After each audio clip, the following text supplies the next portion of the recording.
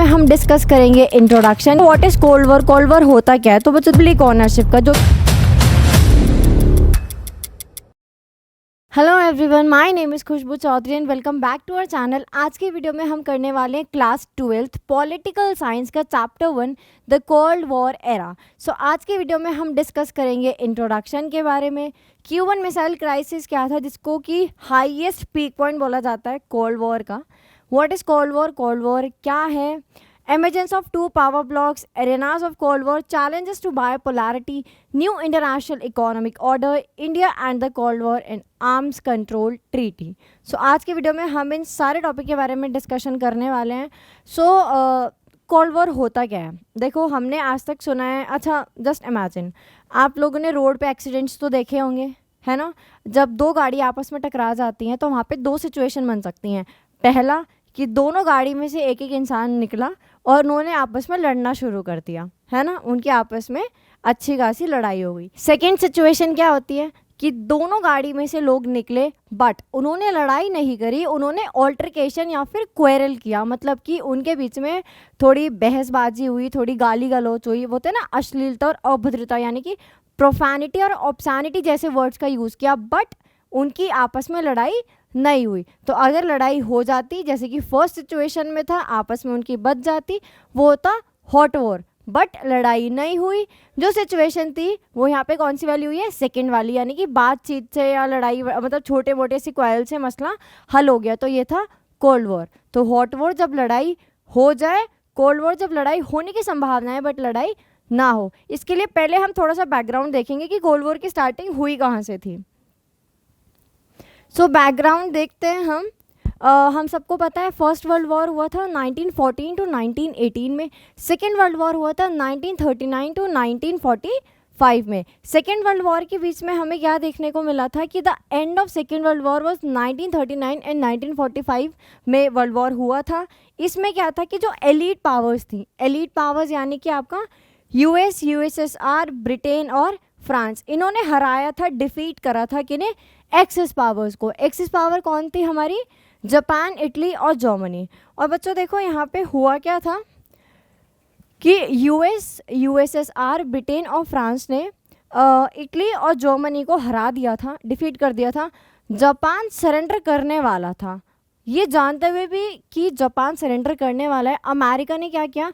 2 Japanese cities Hiroshima और Nagasaki के ऊपर एटम बॉम्ब गिरा दिए हवा के ज़रिए, प्लेन के ज़रिए, जिसकी वजह से आज की डेट में भी हम 2024 में हैं और आज की डेट में भी हमें वहाँ पे बहुत सारे जो बच्चे हैं वो दिखते हैं कि डिसेबल पैदा हो रहे हैं, किन की वजह से? उन एटम बॉम्ब्स के असर की वजह से। तो यहाँ पर हमें क्या देखने को मिला कि अलाइड पावर्स ने हराया एक्सिस पावर को। इससे क्या हुआ? इससे एंड हुआ सेकेंड वर्ल्ड वॉर का। अब सेम टाइम पे हमें क्या देखने को मिला कि ये जो एलाइड पावर्स थी, इसमें 2 सुपर पावर्स हमें देखने को मिल रही हैं। फर्स्ट है आपकी यूएसएसआर और सेकंड है फर्स्ट है आपकी यूएस और सेकंड है आपकी यूएसएसआर।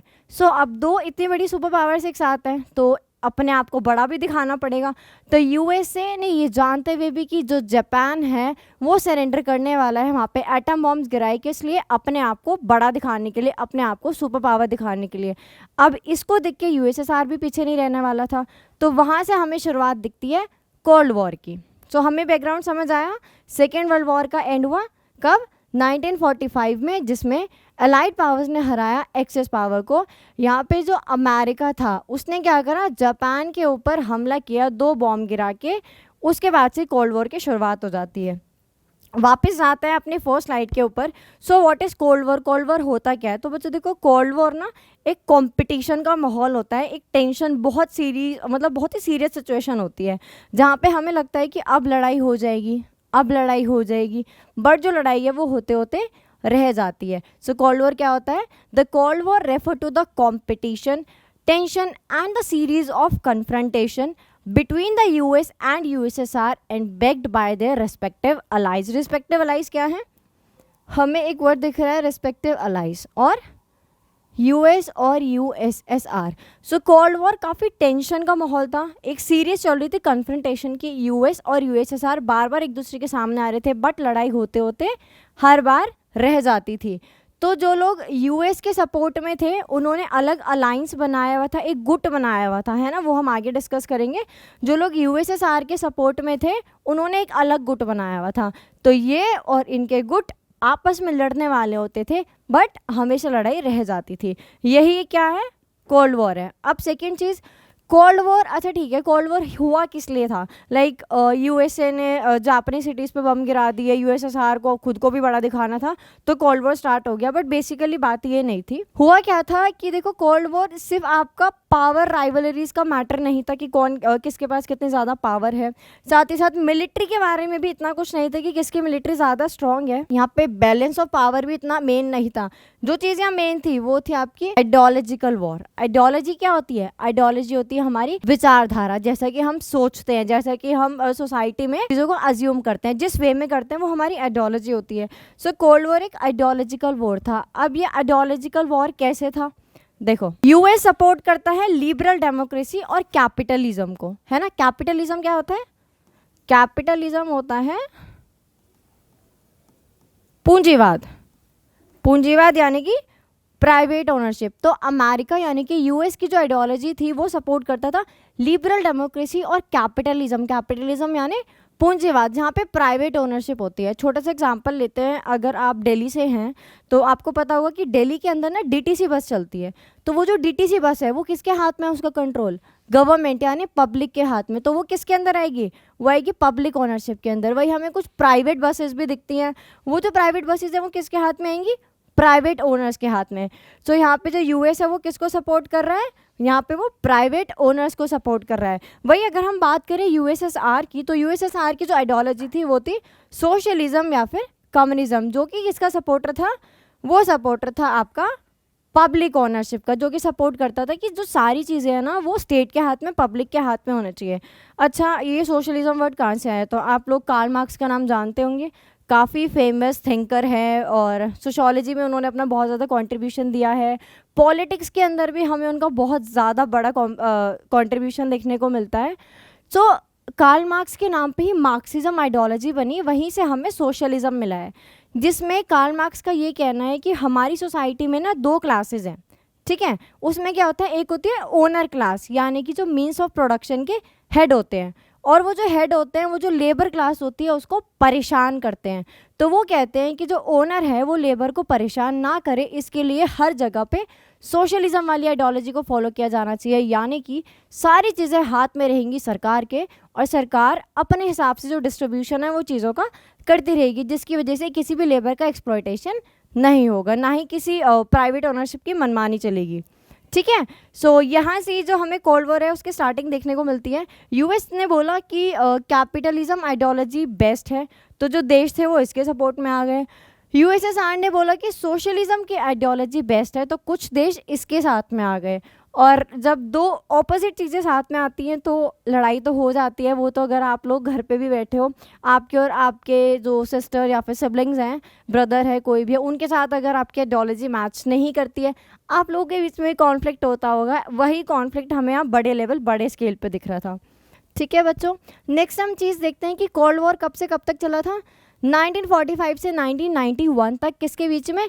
यूएस और यूएसएसआर। अच्छा, एक चीज़, यूएस हमें पता है, अमेरिका है, हम सब जानते हैं यूएसए। कुछ बच्चे ऐसे होंगे जो यूएसएसआर को नहीं जानते होंगे। तो बात करें यूएसएसआर की, तो आज के टाइम पे जो रशिया है वही एक टाइम पे यूएसएसआर था, ठीक है। और इसी को हम सोवियत यूनियन के नाम से भी जानते हैं। तो कोल्ड वॉर के अंदर हमें क्या चीज़ें देखने को मिली? हमें बहुत ज़्यादा टेंशन देखने को मिली। भाई यहाँ पे जो टेंशन थी वो यूएस और यूएसएसआर के बीच में नहीं थी, पूरी दुनिया के बीच में थी। अभी जो फर्स्ट वर्ल्ड वॉर हुआ था वो लोगों ने झेला है, सेकेंड वर्ल्ड वॉर से लोग उभर नहीं पाए हैं, अब ये नया थर्ड वर्ल्ड वॉर हुआ, यानी कि दुनिया तो ख़त्म है ना। तो इसलिए काफ़ी टेंशन का, काफ़ी ना सीरियस माहौल बन गया था। तो हमें क्या देखने को मिली? टेंशन, कंपटीशन देखने को मिला बहुत ज़्यादा, कौन ज़्यादा पावरफुल है, किसकी मिलिट्री ज़्यादा है, किसके पास बॉम्ब ज़्यादा है ना, किसके जो देश है वो ज़्यादा सपोर्ट में है। हमें आइडियोलॉजिकल कॉन्फ्लिक्ट देखने को मिला। आइडियोलॉजिकल यानी हमने भी डिस्कस किया था, यूएस की आइडियोलॉजी क्या थी? कैपिटलिज्म। और सोशलिज्म किसकी आइडियोलॉजी थी? यूएसएसआर की, राइट। नेक्स्ट हमें पावर राइवलरीज देखने को मिली, बैलेंस ऑफ पावर मिला, क्योंकि दोनों ही ना अपनी पावर को बैलेंस करना चाहते थे। अब यूएसए अगर यहाँ जाता था तो यूएसएसआर भी यहाँ, फिर यहाँ, तो ऐसे करके ही क्या कर रहे थे, बैलेंस ऑफ पावर करना चाहते थे। जिसकी वजह से क्या हो रहा था, अगर मान लो कि यूएस ने अगर 2 एटम बॉम्ब बना दिए या न्यूक्लियर बॉम्ब बना दिए तो यूएसएसआर 4 बना रहा था, फिर ये 6 बना रहे थे तो ये 8 बना रहे थे।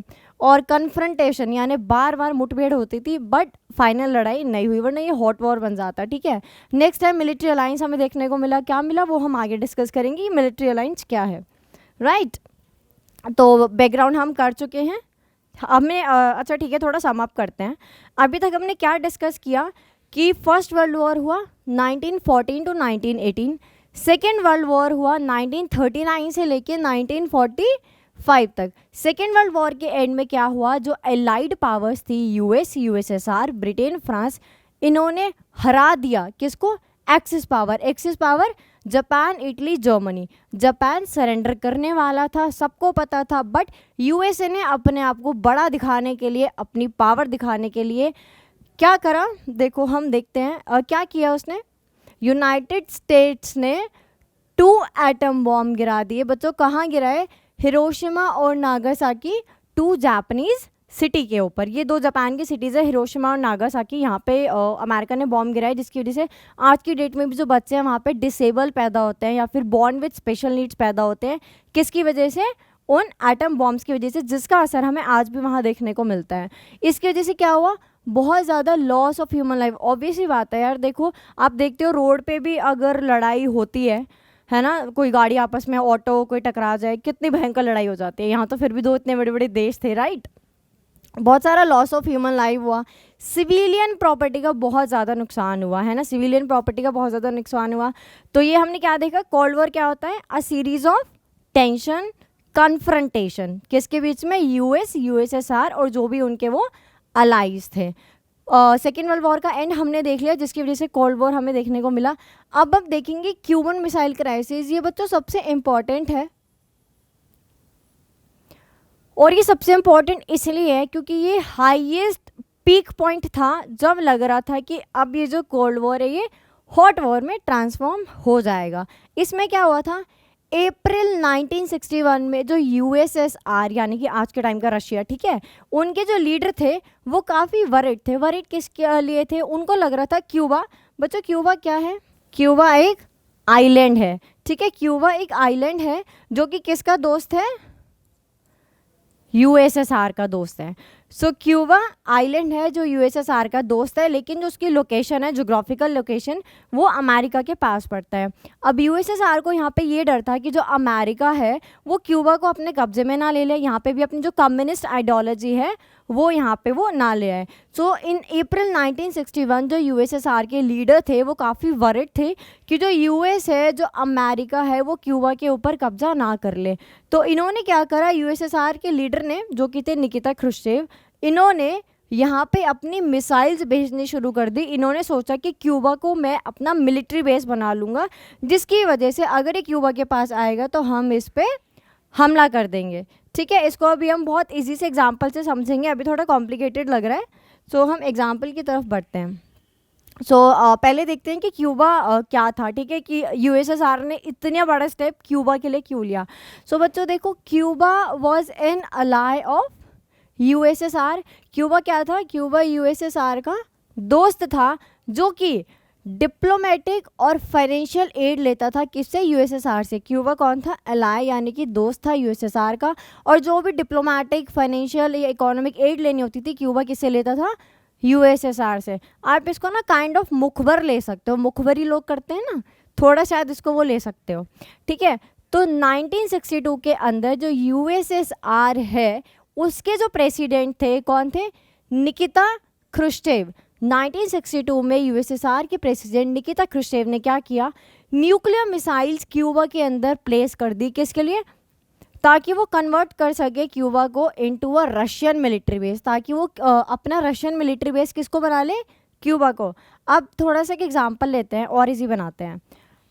मान लो ये ABCDE और F, ठीक है बच्चों, दिख रहा है, ये A आपका घर है, ठीक है, और बी सी डी ई को छोड़ के एफ आपका कौन है, आपका दुश्मन है, ठीक है।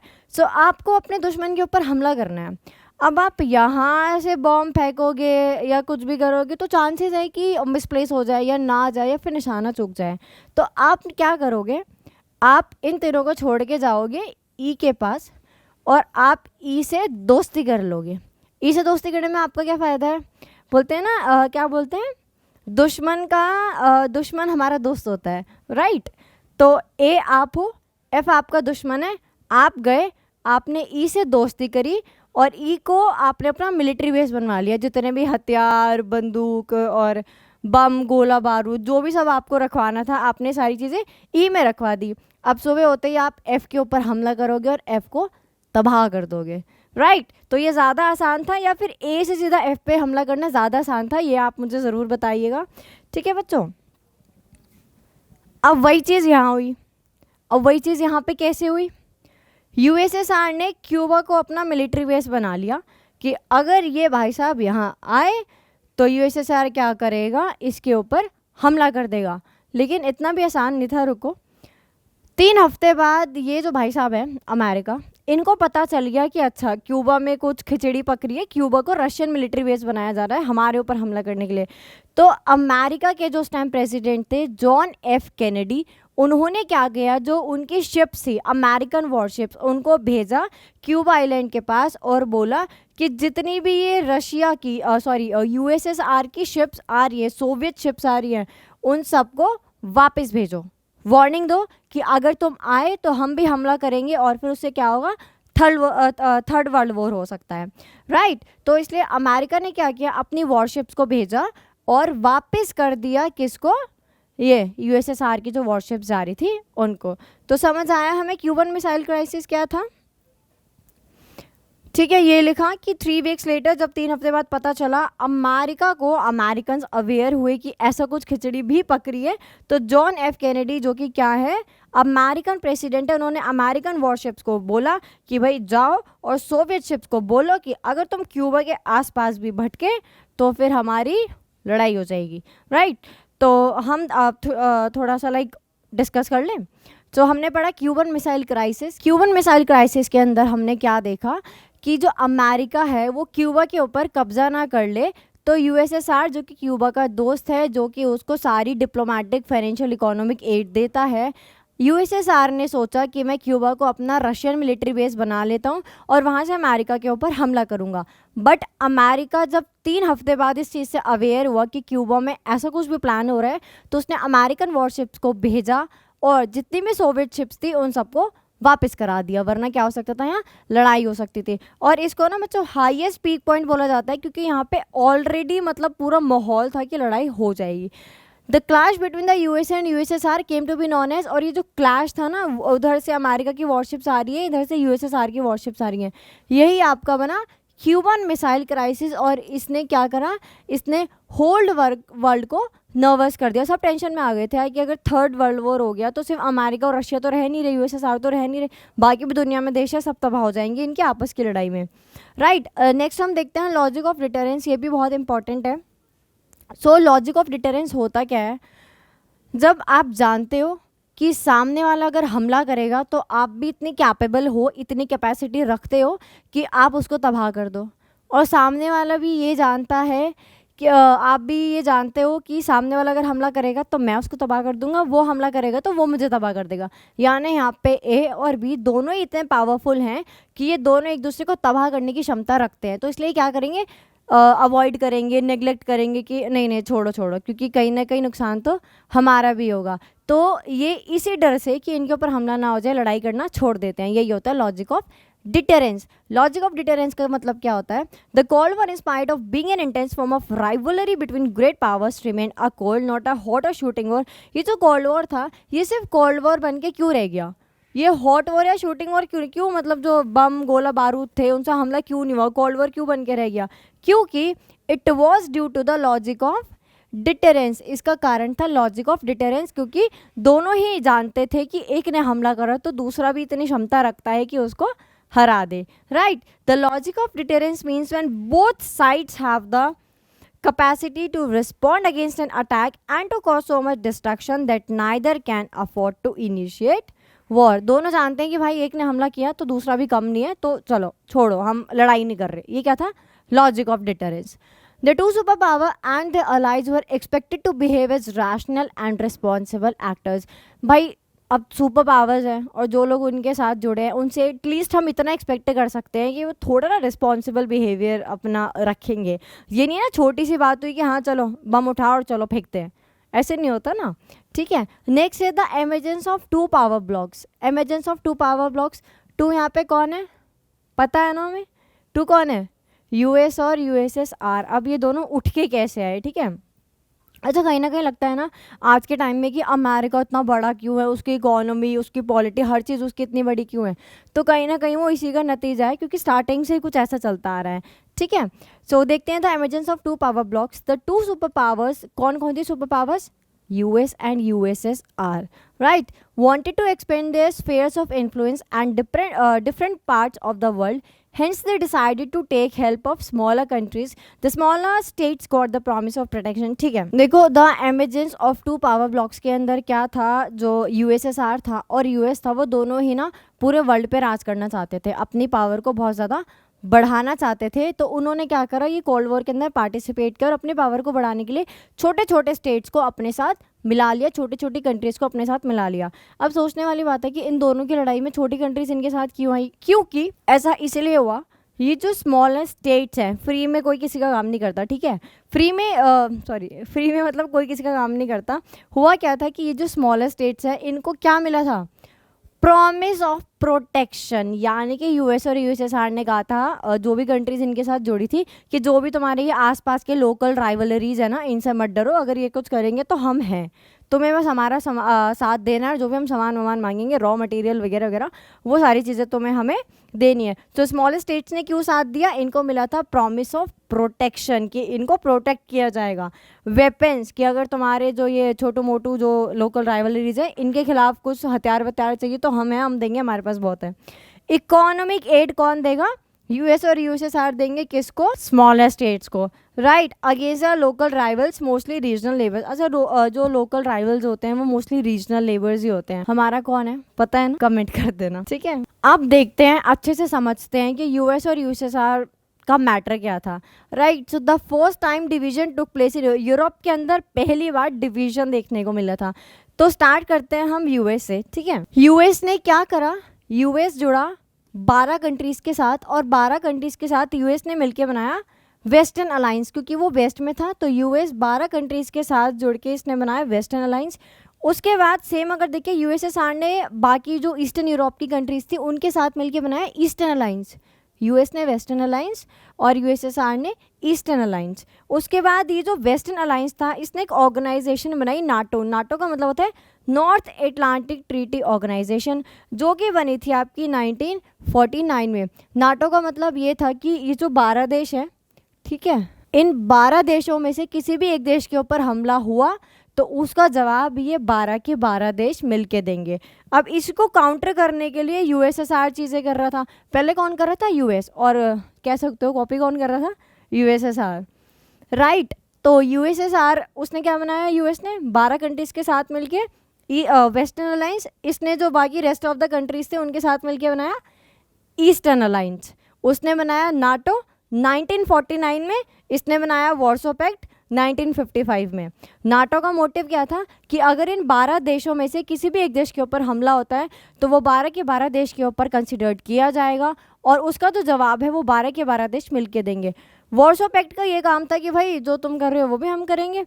अगर हमारे ऊपर किसी ने भी हमला किया एक देश के ऊपर तो हम जितने भी देश हैं हम मिलके तुम्हारा जवाब देंगे. राइट. हो गया इतना. नेक्स्ट करें. आप इसका स्क्रीनशॉट ले लेना या फिर आप नोट्स भी बना सकते हो अगर आपको लॉन्ग टाइम के लिए चाहिए. सो इन ईस्ट एंड साउथ ईस्ट. अच्छा ठीक है, समझ आया. यूएस कैपिटलिज्म को फॉलो करता था, प्राइवेट ओनरशिप को फॉलो करता था. 12 कंट्रीज़ के साथ मिलके वेस्टर्न अलायंस बनाया. इधर कौन था? यूएसएसआर, जिसने क्या किया, सोशलिज्म यानी कि पब्लिक ओनरशिप को वो सपोर्ट करता था, फॉलो करता था, और जो भी ईस्टर्न यूरोप की कंट्रीज थी उनके साथ मिलकर इसने ईस्टर्न अलायंस बनाया। यूएस ने बनाया नाटो, यूएसएसआर ने बनाया वार्सो पैक्ट। नाटो का मतलब था अगर इन्होंने किसी भी एक कंट्री के ऊपर हमला किया तो ये 12 की 12 कंट्रीज़ के ऊपर हमला करेंगी। सेम चीज़ वार्सो पैक्ट की थी कि नाटो के 12 देशों में से एक ने भी इसके ऊपर किसी एक के भी ऊपर हमला किया तो ये जितने भी हैं ये एक साथ हमला करेंगे। इतना क्लियर हुआ। नेक्स्ट आप देखते हैं सीटो और सेंटो। सीटो और सेंटो कुछ इतना स्पेशल नहीं है। जो नाटो यूएस ने बनाया था बाकी और देशों को जोड़ने के लिए, सीटो और सेंटो भी उसी ने बनाया था, तो फिर ये यूएस के ही है, यूएसएसआर का नहीं है। उसका सिर्फ एक है, वो है वार्सो पैक्ट। ठीक है। In East and South Asia and in West Asia Middle East US built an alliance system. किसने बनाया था बच्चों, याद रखना, यूएस ने बनाया था अलायंस सिस्टम। सीटो और सेंटो, सीटो की फुल फॉर्म है South East Asian treaty organisation, CENTO की फुल फॉर्म है central treaty organisation. Right. Next देखते हैं arena of cold war. Arena का मतलब क्या होता है, एरेना का मतलब होता है वो जगह जहाँ पे लड़ाई हो रही है। तो एरेना ऑफ कोल्ड वॉर वो जगह जहाँ पे कोल्ड वॉर हमें देखने को मिला। Refers to area way crisis and war occurred or threaten to occur, जहाँ पे वो लड़ाई हो रही थी या लग रहा है कि होने वाली है या हो जाएगी, between the alliance system but do not cross certain limit. ऐसा लग रहा था कि लड़ाई हो जाएगी, अभी हो जाएगी, अब इनके गुट बच जाएंगे, बट ऐसा नहीं हुआ, लड़ाई नहीं हुई, जो कुछ लिमिट्स थी वो क्रॉस नहीं की गई। The cold war was also responsible for several shooting और, बट हम यही पढ़े जा रहे हैं कि होने वाली थी, हुई नहीं थी। कुछ जगह पे इसका असर देखने को मिला था। कहाँ कहाँ मिला था, कोरिया के अंदर देखने को मिला था 1950 टू 53। बर्लिन, जो कि हम सेकेंड चैप्टर में डिस्कस करेंगे, बहुत इंपॉर्टेंट टॉपिक है। ठीक है। 1958 से 62। द कॉन्गो में जो हमें शूटिंग वॉर देखने को मिली थी वो मिली थी अर्ली 1960s में, and in several other places. और भी कुछ जगहों पे हमें कोल्ड वॉर का असर देखने को मिला था। Challenge to bipolarity. अब बायपोलैरिटी यहाँ से हमारा शुरू होता है। नाम थोड़ा सा ओवरव्यू ले लेते हैं, नाम क्या है। जो न्यूली डिकोलोनाइज्ड कंट्रीज थी, जैसे कि हमारे ऊपर अंग्रेज़ों का राज था, तो जब ब्रिटिशर्स यहाँ से गए तो हमारा जो एम था वो नेशन बिल्डिंग के ऊपर था। हम सेकेंड बुक के फर्स्ट चैप्टर में यही वाला जो टॉपिक है वो कवर करेंगे। तो जैसे हम ब्रिटिशर से छुटकारा पा के आज़ाद हुए थे ना, ऐसे और भी बहुत सारे देश थे। तो उनमें से 3 देशों ने मिलकर बनाया नाम नॉन अलाइंड मूवमेंट। मतलब जो देश अभी अभी आज़ाद हुए हैं और वो ना ही तो यूएस के साथ जुड़ना चाहते हैं ना ही यूएसएसआर के साथ, क्योंकि उन्हें खुद के ऊपर ध्यान देना है, अपनी अपब्रिंगिंग के ऊपर ध्यान देना है। ठीक है। सो चैलेंज टू बायपोलैरिटी में क्या था, नाम का मतलब है non aligned movement offer the newly decolonised countries of Asia, Africa and Latin America. एक थर्ड ऑप्शन, ये एक थर्ड ऑप्शन था जो अमेरिका के साथ जुड़ गया, जो रशिया यानी कि यूएसएसआर के साथ जुड़ गया, ठीक है। जिसको नहीं जुड़ना, वॉर से दूर रहना है, वो नाम में आ सकता है। ये एक थर्ड ऑप्शन था। ठीक है।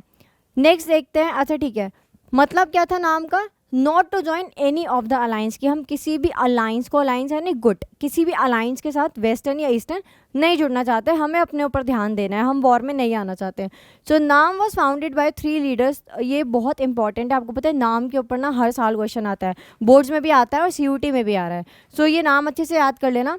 नाम was founded by 3 leaders. 3 leaders ने मिलकर नाम को बनाया था, और उसके बाद जो 2 लीडर्स थे, 2 देश थे, उन्होंने उसको स्ट्रांगली सपोर्ट किया था।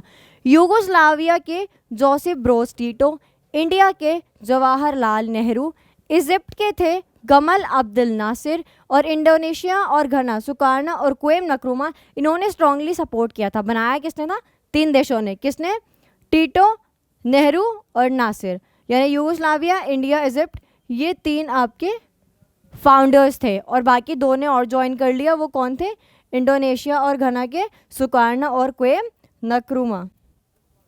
बात करते हैं द फर्स्ट नाम समिट वॉज हेल्ड इन 19। अच्छा ठीक है, फर्स्ट नाम समिट का हुआ क्या, कब और कहाँ हुआ था, एग्जाम में आ सकता है, तो इसको अच्छे से माइंड में रखना। जो फर्स्ट नाम समिट हुआ था वो 1961 में बेलग्रेड में हुआ था। कितने मेंबर्स ने अटेंड करा था इसको, 25 मेंबर कंट्रीज स्टेट्स। कंफ्यूज मत होना, बनाया किसने था, 3 देशों ने। स्ट्रांगली सपोर्ट किसने किया था, 2 देशों ने, टोटल हो गए 5। लेकिन जब फर्स्ट मीटिंग हुई तो लोगों को बताया कि भाई देखो, नाम का मतलब ये है कि अपने ऊपर ध्यान दो, अपने अपब्रिंगिंग के ऊपर ध्यान दो, अपने देश से गरीबी हटाओ, क्योंकि अभी ब्रिटिशर्स छोड़ के गए हैं, बहुत सारी चीज़ें हमें सुधारनी थी, उसके ऊपर ध्यान दो, ना कि किसी के साथ आप जुड़ो। तो उसके बाद जब फर्स्ट समिट हो रहा था 1961 बेलग्रेड में, तो फिर 25 मेंबर स्टेट्स ने इनको ज्वाइन किया, जिन्होंने मीटिंग अटेंड की, राइट। अब देखो, नाम का मतलब आइसोलेशन भी नहीं था कि दुनिया में जो हो रहा है होता रहे, हमें कोई मतलब नहीं है, हम एक साइड बैठे हैं, ये भी मतलब नहीं था। नाम का मतलब न्यूट्रलिटी भी नहीं था। नाम का मतलब बस इतना था कि अपने ऊपर ध्यान दो, अपने देशों को अच्छा बनाओ, प्लस ये जो दोनों लोग आपस में लड़ रहे हैं, यूएस और यूएसएसआर, हो सके तो इनके बीच में थोड़ा सो जो है आप मीडिएटर का रोल प्ले कर लो, यानी कि ज़रूरत पड़े यूएसएसआर को समझाने की या यूएसए को समझाने की कि भाई मत लड़ो, दुनिया का नुकसान है, तो थोड़ा बहुत ये काम कर ले। सो नियो काफ़ी इंपॉर्टेंट है, इसके ऊपर एमसीक्यू आ जाता है। नियो की फुल फॉर्म है new international economic order. Neo के अंदर वही चीज़ें थी जो अभी हमने डिस्कस करी हैं। The challenge for the newly decolonised countries was to become more developed economically and to lift their people out of poverty. Neo के अंदर क्या था कि भाई ये जो देश है ना, नाम वाले, ये अभी अभी आज़ाद हुए हैं, तो इनका जो मेन जो काम है वो है अपने देश को पॉवर्टी से बाहर निकालना, ठीक है, अपने देश को गरीबी से बाहर निकालना, अपने देश के ऊपर ध्यान देना। द आइडिया ऑफ नियो यानी कि new international economic order originated with this realization. It gives greater importance to economic issue as a result of नाम became an economic pressure group. नाम बना तो इसलिए था कि देश में ध्यान देंगे सब कुछ, लेकिन पैसे के बिना कुछ नहीं होता ना, राइट। तो इसलिए मेन एम क्या बन गया, ये नाम से क्या बन गया, इकोनॉमिक प्रेशर ग्रुप, यानी कि इकोनॉमी अपनी कंट्री को कैसे बूस्ट करेंगे। ठीक भी है यार, अगर पैसे नहीं होंगे तो फिर आप एग्रीकल्चर इंडस्ट्रीज में कैसे मतलब इन्वेस्ट करोगे, राइट, और कैसे जो देश है उसको पॉवर्टी से बाहर लेके आओगे। सो नाम क्या बना, एक इकोनॉमिक प्रेशर ग्रुप, जिसने ध्यान दिया कि हम अपने देश की कैसे इकोनॉमी को बूस्ट कर सकते हैं, ठीक है। नेक्स्ट है, ये काफ़ी इंपॉर्टेंट है, इम्पॉर्टेंट इसलिए क्योंकि ये आपकी बुक में गिवन नहीं है, ये सीयूटी के पर्पज़ से एक्स्ट्रा मैंने मेंशन कर दिया है ताकि आप अपडेटेड रहो, क्योंकि करंट अफेयर्स भी है ना, तो वो ये पूछ सकते हैं, ठीक है। सो अभी जो हमने डिस्कस किया था, फर्स्ट नाम सबमिट बेलग्रेड में हुआ था 1961 में, 25 मेंबर स्टेट्स ने उनको ज्वाइन किया था। अगर बात करें हम अभी जो करंट में सबमिट हुआ है, करंट में 19 सबमिट हुआ है, कब हुआ है, इसी साल हुआ है, ठीक है, जनवरी 2024 में हुआ है। कहाँ हुआ है, कंपाला युगांडा में हुआ है। सो अगर एग्जाम में क्वेश्चन आता है कि सबसे रीसेंट या फिर जो सबसे लेटेस्ट नाम सबमिट है वो कहाँ हुआ है, युगांडा में हुआ है। कब हुआ है, जनवरी 2024 को हुआ है। कौन सा सबमिट था ये आपका, 19th सबमिट का। और इसकी जो थीम थी, थीम के ऊपर क्वेश्चन बन सकता है ना, तो थीम भी कर लेते हैं। थीम थी deepening cooperation for shared global influence. Theme अच्छे से याद कर लेना, एग्जाम में आ सकती है। अब एक और क्वेश्चन बन सकता है, एक तो हमें पता है फर्स्ट मीटिंग बेलग्रेड 1961 में हुई थी, लास्ट मीटिंग जनवरी 2024, 19 सबमिट युगांडा में हुआ है। क्योंकि हम इंडियंस हैं, इंडिया का पेपर है, पढ़ना भी इंडिया में, तो इंडिया में कब हुआ था ये भी इम्पॉर्टेंट है, राइट।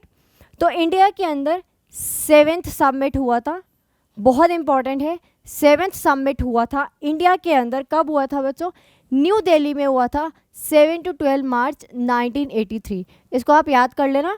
ये जो एक आपका ये है और एक है, ये दो बहुत इंपॉर्टेंट है। फर्स्ट अभी रिसेंट में कहा हुआ है और इंडिया में कब हुआ था, 1983 7th सबमिट था, 7 से 12 मार्च के बीच हुआ था।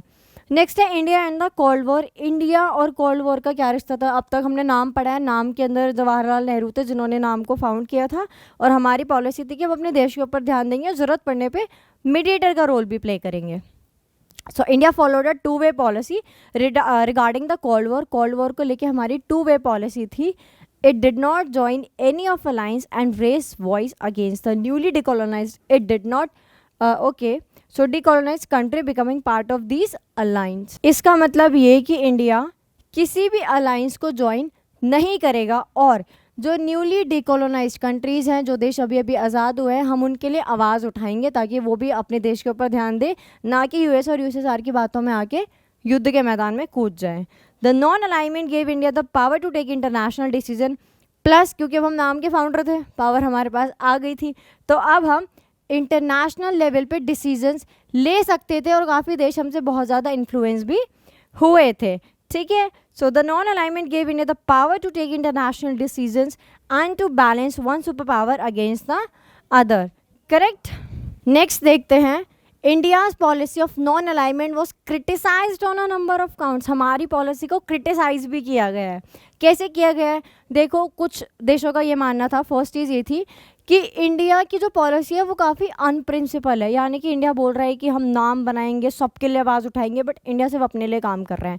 पहला क्रिटिक ये था। दूसरा क्रिटिक सेकेंड ये था कि इंडिया ने ना the treaty of friendship sign करी थी। किसके साथ साइन करी थी?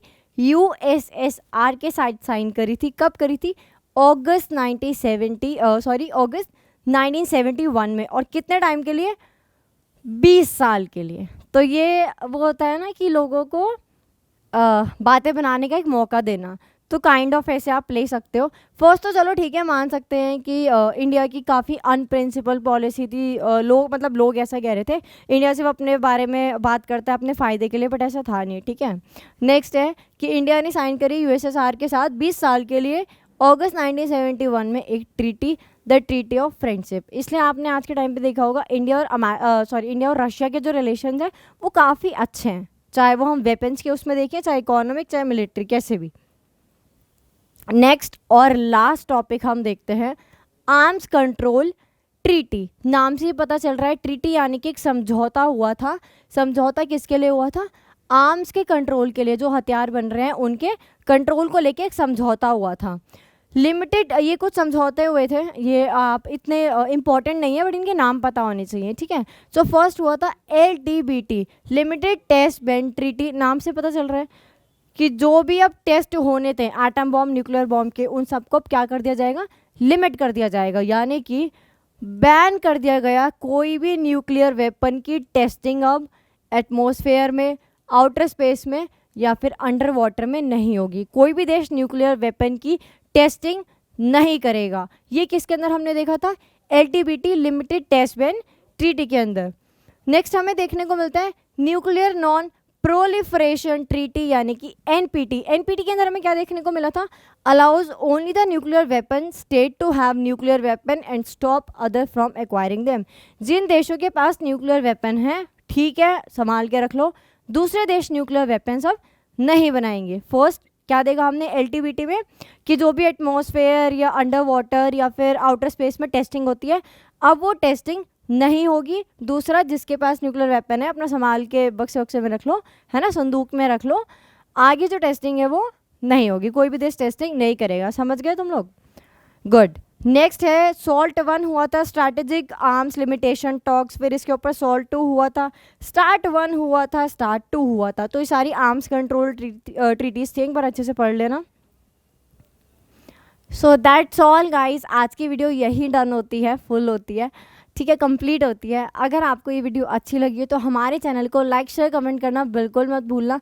और ऐसी वीडियोस के लिए हमारे चैनल को अभी सब्सक्राइब करें और ज़्यादा से ज़्यादा शेयर करें, ताकि बाकी बच्चे भी CUET की तैयारी घर बैठे एकदम फ्री में कर सके। और अगर आपकी कोई भी क्वेरीज़ हैं, डाउट्स हैं या कोई मुझसे मिस्टेक हो गई हो तो आप कमेंट कर सकते हैं। Thank you.